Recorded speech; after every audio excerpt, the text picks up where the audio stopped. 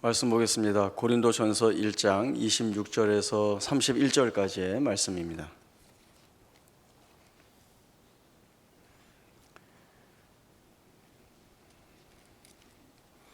고린도전서 1장 26절에서 31절까지의 말씀 제가 읽겠습니다. 형제들아, 너희를 부르심을 보라. 육체를 따라 지혜로운 자가 많지 아니하며 능한 자가 많지 아니하며 문벌 좋은 자가 많지 아니하도다. 그러나 하나님께서 세상에 미련한 것들을 택하사 지혜 있는 자들을 부끄럽게 하려 하시고, 세상에 약한 것들을 택하사 강한 것들을 부끄럽게 하려 하시며, 하나님께서 세상에 천한 것들과 멸시받는 것들과 없는 것들을 택하사 있는 것들을 폐하려 하시나니, 이는 아무 육체도 하나님 앞에서 자랑하지 못하게 하려 하심이라. 너희는 하나님으로부터 나서 그리스도 예수 안에 있고, 예수는 하나님으로부터 나와서 우리에게 지혜와 의로움과 거룩함과 구원함이 되셨으니, 기록된 바 자랑하는 자는 주 안에서 자랑하라 함과 같게 하려 함이라. 아멘. 고린도전서 서두에 보면 바울이 고린도 교회를 하나님의 교회라고 부르고 있죠. 고린도에 있는 하나님의 교회, 또 그 교회 안에 있는 성도들을 그리스도 예수 안에서 거룩하여지고 성도라 부름받는 이들이라고 이야기를 합니다. 고린도 교회는 사실 그 내부 사정으로 파고 들어가면 사실은 교회답지 못한 모습, 또 성도끼리 분당이 일어나고 또 갈등과 또 고집을 피우고 대립하여 싸우는 모습들이 여러 가지 모양으로 대단히 많이 드러나고 있습니다. 그래서 사실은 고린도에 있는 하나님의 교회, 예수 안에 부름받는 성도 이렇게 부르기보다는 너희 뭐 하는 거야? 이렇게 사실은 꾸중을 듣고 또 어떻게 보면 또 욕을 먹고 그래야 되는 상황인데, 바울은 인사를 그렇게 하고 있죠. 왜냐하면 말씀드렸듯이 바울은 하나님께서 이 교회를 어떻게 만들어 가시는 건가, 그리고 그 교회 안에 부름받고 있는 성도들을 어떻게 다듬어 내시고 자라게 하셔서 예수 안에 있는 성도로서의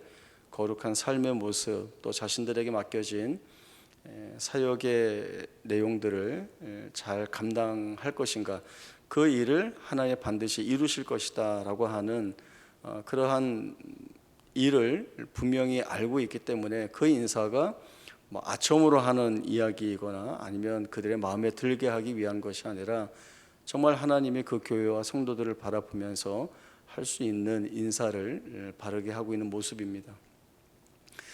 그러나 문제점들이 여전히 많이 있기 때문에 그 문제점이 무엇인지, 무엇에서 잘못되었는지 분명히 지적해 주어야 하는데, 그 지적해 주는 것은 어떤 사람이 가지고 있는 지혜나 내용으로 이렇게 하는 게 훨씬 좋아라고 하는 것이 아니라 진리 안에서 어떻게 해야 되는가, 복음 안에서 그 능력을 어떻게 드러내야 하는가, 하나님이 일하시는 방법이 어떠한가에 대한 내용들을 아주 단호하게 가르쳐서 빨리 이렇게 바른 길로 돌아와서 교회다운 모습, 성도다운 모습을 세워가고자 하는 그 일을 이 바울이 권면을 하고 있습니다.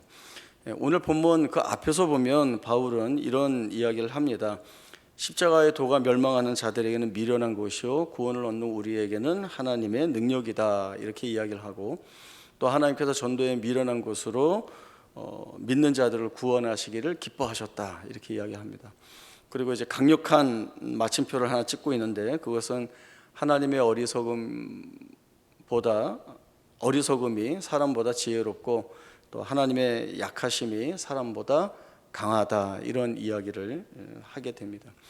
결국 바울이 하고 싶은 말은 무엇인가 하면, 너희가 인간적인 지혜나 또 인위적인 내용을 가지고 무언가를 만들어내려고 하는 그것이 어떤 일을 만들어내는 것이 아니라 이 교회 안에서는, 성도 안에서는 하나님이 일하시는 것으로, 하나님이 이루시는 것으로 이루어진다라고 하는 것을 신뢰하고 따라가야 된다라고 하는 말을 하고 있는 겁니다. 그러니까 결국 고린도 교회 성도들이 무엇을 놓치고 있는가 하면 세상의 이치나 원리, 가치, 또 세상의 방식대로 하면 된다라고 하는 것이죠.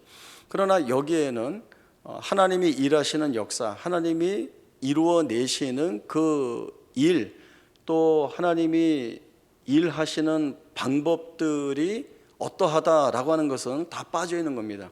우리가 할 수 있어, 내가 가지고 있는 능력으로 돼라고 하는 것에는 하나님이 다 빠져 있다라고 하는 것이죠.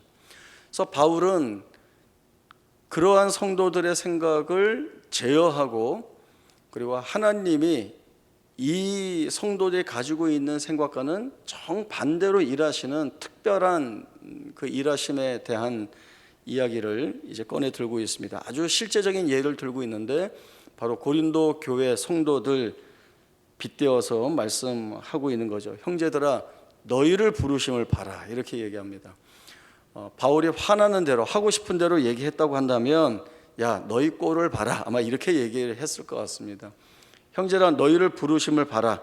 너희를 보면 지혜로운 자가 많지 않고 능한 자가 많지 않고 문벌 좋은 자가 많지 않다라고 하는 거죠. 너희 말대로 하면 잘난 것 하나 없고 자랑할 것이 없고 그래서 못난 너희인데 왜 하나님이 너희를 부르셨겠느냐라고 하는 거죠. 아주 가장 민감한 부분을 이 바울이 찌르면서 질문을 던지고 있습니다. 왜 하나님이 너희를 부르셨겠느냐? 하나님께서 세상에 미련한 것들을 택하사 지혜 있는 자들을 부끄럽게 하시고, 또 세상에 약한 것들을 택하사 강한 것들을 부끄럽게 하시고, 하나님께서 세상에 천한 것들과 멸시받는 것들과 없는 것들을 택하사 있는 것들을 폐하려 하시기 위해서이다, 그렇게 이야기를 합니다. 사실은 지혜가 있고 힘이 있고 능력이 있고 있는 것이 있고 강한 것이 있는 것들이 어떤 일을 하고, 그리고 그 일을 충분히 해낼 수 있고 그걸 통하여 원하는 결실을 만들어낼 수 있다. 그게 훨씬 쉬운 방법이 아닌가, 맞는 방법이 아닌가라고 하는 생각을 모두가 당연히 하는데 하나님은 그렇게 하시지 않는다는 것이죠. 세상이 지켜 세우고 있는 모든 것들을 다 뒤로 폐하여 버리시고 오히려 세상에서는 손가락질 받고 좋은 방법, 수단이 아니라고 하는 자들을 택하여서 일하시는 그 이유가 무엇인가 라고 할 때 아무 육체도 하나님 앞에서 자랑하지 못하게 하려 합니다 라고 하는 이런 말을 하고 있습니다. 이런 하나님의 일하심, 하나님의 지혜와 능력을 외면하고 배척한다면 그것은 교만한 것이고 어리석은 것이고, 그리고 결국엔 하나님까지 놓치는 자리까지 가게 되고 마는 것입니다. 사실 구약에 있는 말씀에서도 보면 하나님께서 이스라엘 백성들에게 줄곧 하시는 말씀이 그것이죠. 너희가 힘으로 삼아야 할 것이 누구인가를 너희가 생각하고 결정해야 된다라고 하는 겁니다. 이스라엘 백성들에게 너희는 병마를 얻으려고 애굽에 가지 말라라고 하는 말씀을 주셨습니다. 우리가 전쟁을 대비하기 위해서는 애굽에 가서 이 전쟁에 쓰이는 말들을 가져와서 강력한 군대를 구성하면 우리가 이 전쟁에서 승리할 수 있기 때문에 하나님보다 애굽의 병마를 구하는 것이 우리 승리의 요인이 된다. 너희 그런 생각하지 말라는 것이죠. 우리가 다른 나라와 협약을 맺어서 서로 공조하고 또 서로 협력할 때에 우리가 이 혼란스러운 국제 정세 속에서 안녕과 안전을 꾀할 수 있지 않겠는가, 그런 생각하지 말라는 것이죠. 제일 우선은 하나님이 우리의 힘이시다라고 하는 사실을 고백할 수 있어야 된다라고 하는 것입니다. 하나님이 우리를 지키시고 그 하나님이 우리의 진정한 힘이시기 때문에 이 하나님에게서만이, 그리고 이 하나님과 함께 할 때에만이 우리에게 진정한 안전과 또 복과 은혜가 확보된다, 확인이 된다라고 하는 사실을 이 이스라엘 백성들이 알아야 하는 겁니다. 이 이스라엘 백성들이 아무리 세상의 힘을 가지고 자신들을 안전하게 지킨다 하여도 이들에게 하나님이 우리의 참된 힘이시다라고 하는 고백이 없다라고 한다면 그들이 붙들고 있는 안전은 아무 의미가 없다는 것이죠. 가나안 땅이 복된 땅이 될 수 있는 것은 바로 그 땅에 하나님이 함께 하시기 때문이 아니겠습니까? 물론 가나안 땅에는 이른 비와 늦은 비가 때를 따라 내리고 또 시내와 분천과 샘이 흐르고 먹을 것에 부족함이 없기 때문에 여기야말로 정말 모든 것이 넉넉하니 참 살기 좋다라고 생각할 수 있겠지만, 그 땅이 복된 이유는 하나님이 계시는 거예요. 그 땅에 하나님이 함께 하시는 겁니다. 그 가나안 땅이 하나님이 돌보시는 땅이고, 여호와의 눈이 연초부터 연말까지 그 위에 항상 함께 있다라고 하는 이 사실이 그야말로 가나안 땅이 젖과 꿀이 흐르는 가장 복된 땅이라는 이 사실을 철저하게 가르쳐주고 있습니다.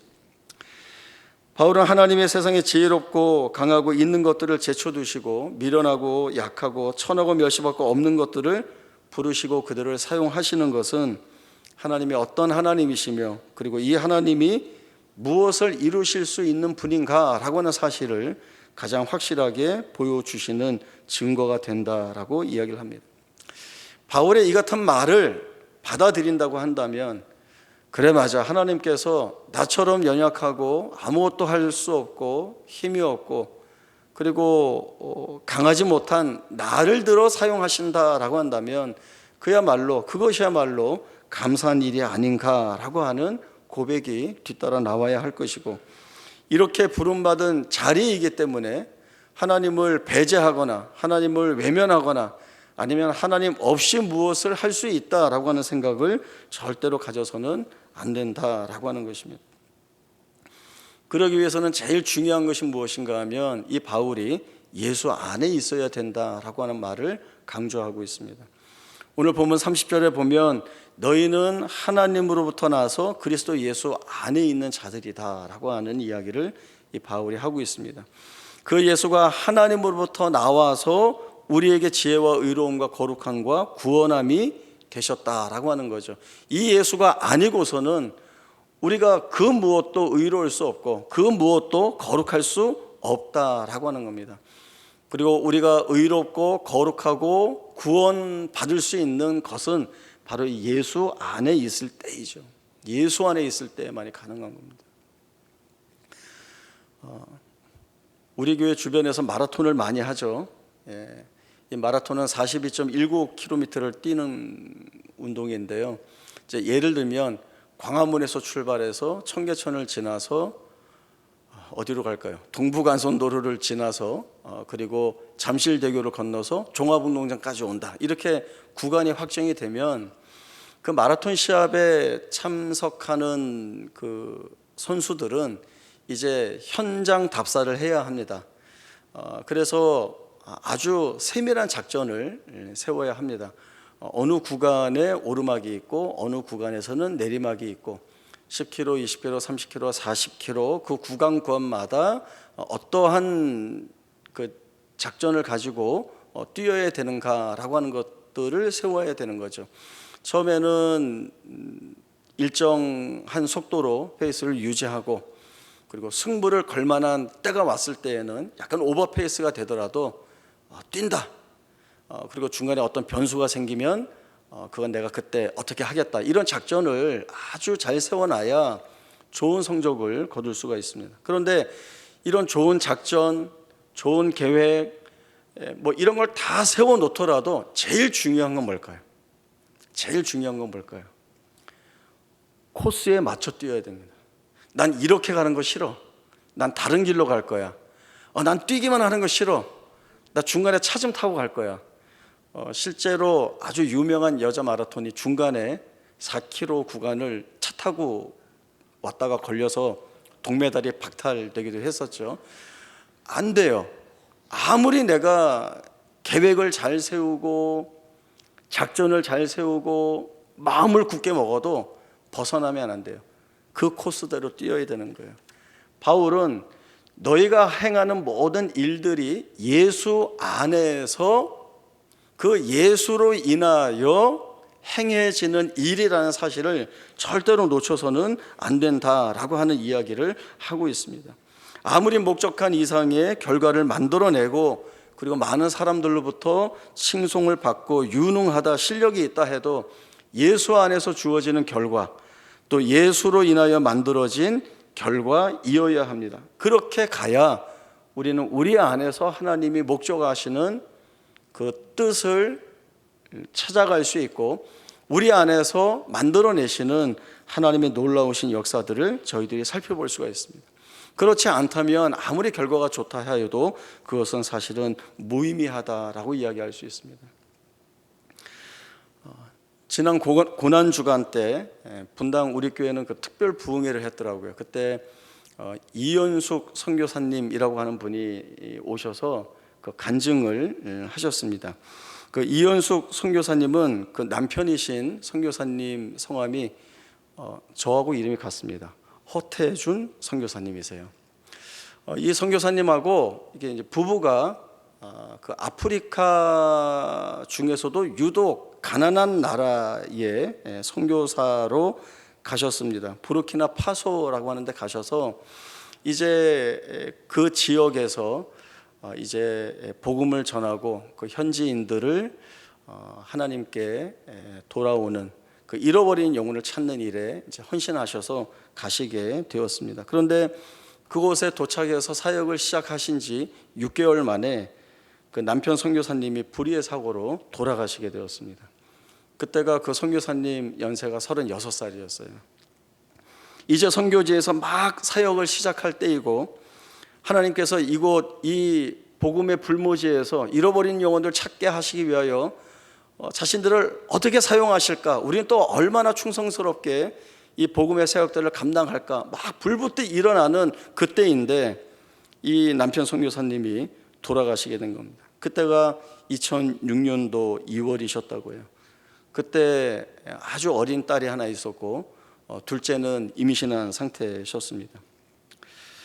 그 허태준 선교사님은 선교 사역에도 굉장히 열심이었지만 그 아내와 자녀에게도 딸에게도 굉장히 다정다감한 분이셨대요.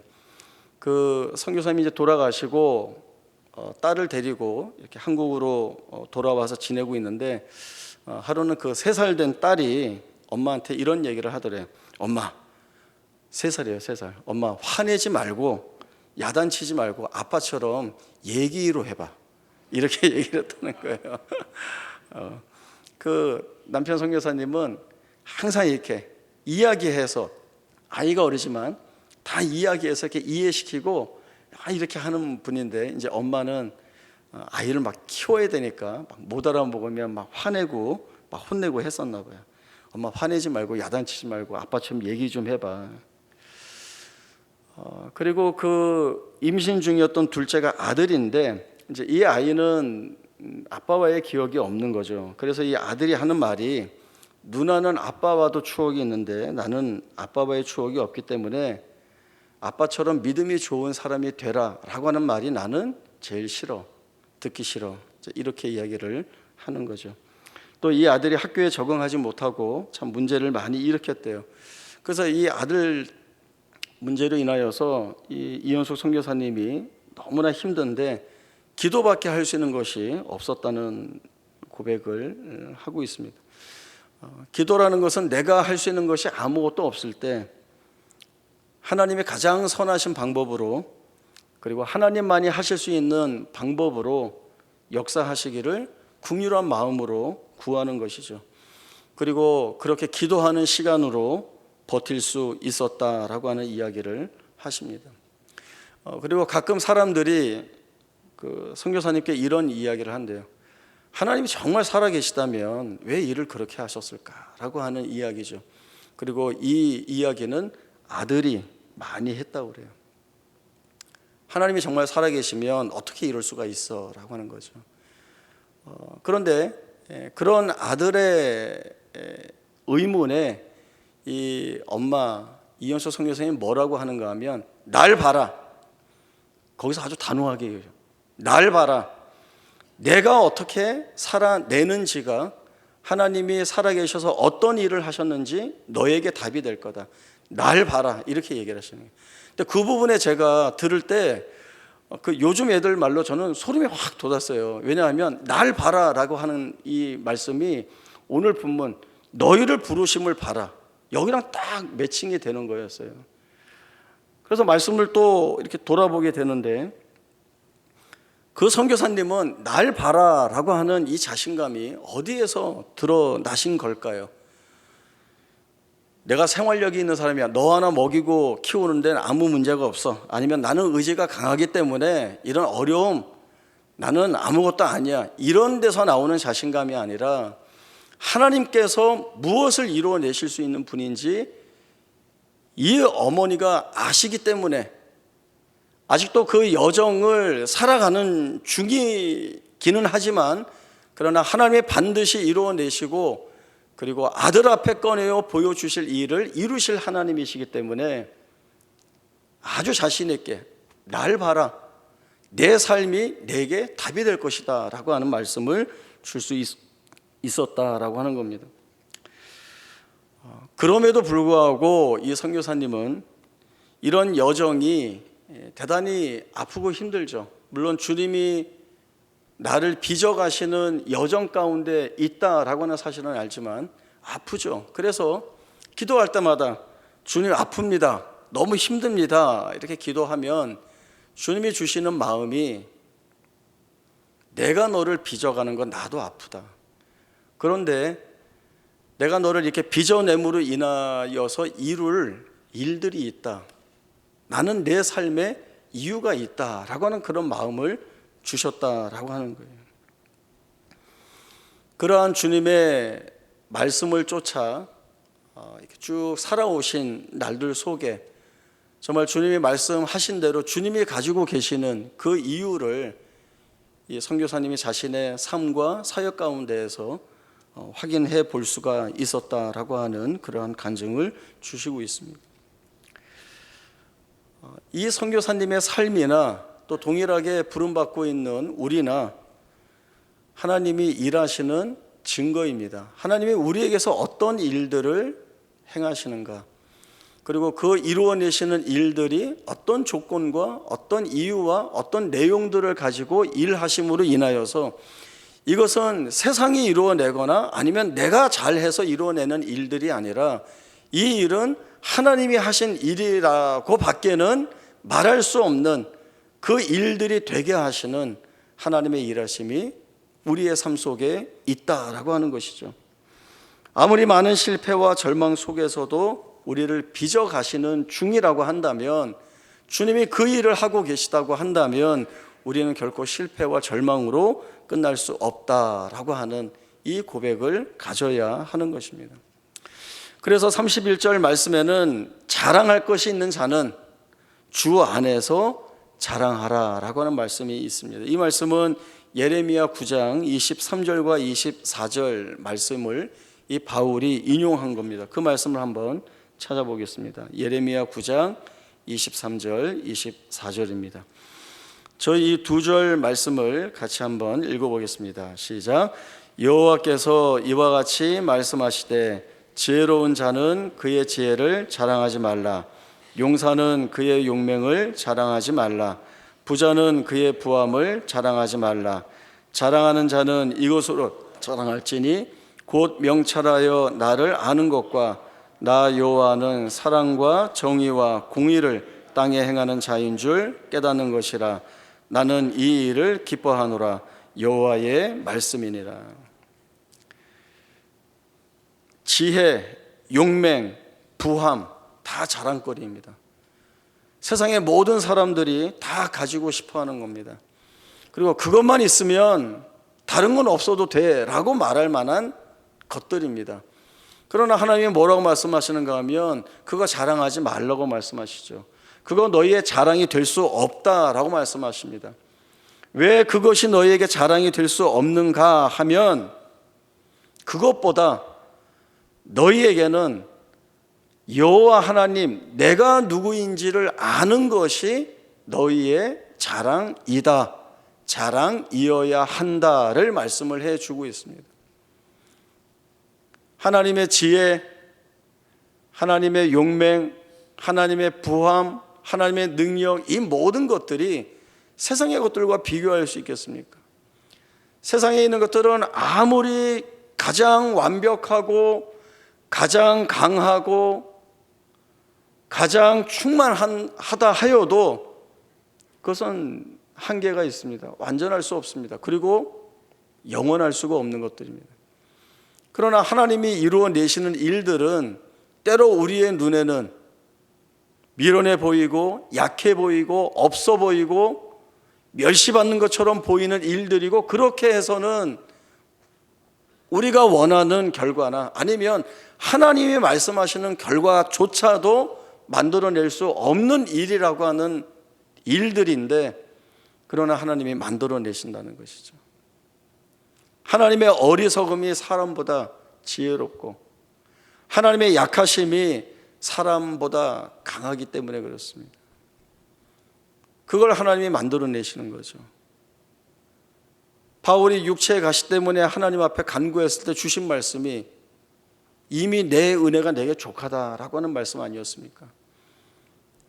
그리고 이 바울이 깨닫는 것은 내가 할 수 있는 것으로 주의 일을 하는 것이 아니라 오히려 나는 숨겨지고 감추어지고 내가 약함으로 인하여서 할 수 없는 그때에 주의 은혜가, 주의 능력이 내게 덮여져서 일하게 하시고 나를 통해 만들어내시는 일들이야말로 가장 완벽한 하나님의 일하심이기 때문에, 나는 약하면 약할수록, 나는 못나면 못할수록, 나는 부족하면 부족할수록 거기에서 하나님의 놀라우신 은혜와 능력은 더 확실하게 드러나게 된다라고 하는 겁니다.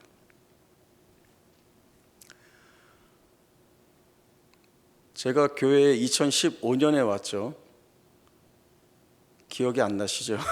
이제 벌써 8년 이렇게 이제 돼가는데, 제가 첫 설교 본문이 바로 이 본문이었습니다. 그때 저는 이제 개척교회 작게 하다가 다시 그 모교에 부름받고 와서 이제 사역을 하게 되었는데, 이렇게 좋은 교회, 힘 있는 교회, 좋은 교회 와서 하는 것에 대해서는 전혀 생각이 없었고요. 염려와 불안만이 제 마음 가운데 가득 채워져 있었습니다. 내가 무엇을 어떻게 해야 될까? 내가 잘할 수 있을까? 사실 그 날의 첫 설교는 성도에게 설교한 것이기보다는 저 자신, 저 스스로에게 한 설교였습니다. 하나님은 너처럼 부족하고 못나고 연약하고 멸시받고 천하고 없는 그런 너를 사용하시겠단다. 그러니 너가 할 수 있는 것이라고는 아무것도 없고, 너가 뭘 할 생각을 하지 말고 그 하나님이 하시는 일에 맡기고 너는 그저 쫓아가기만 해라 라고 하는 그 마음을 가지고 그날 제가 설교를 했었습니다. 바울의 심정이 바로 그와 같습니다. 고린도 교회는 싸우고 있죠. 누가 잘났느냐, 그 잘났느냐의 내용은 누가 세상적인 권위와 지위와 힘과 지혜와 권세와 능력과 이런 모든 것들이 누구가 더 가지고 있느냐, 그 싸움하고 있는 겁니다.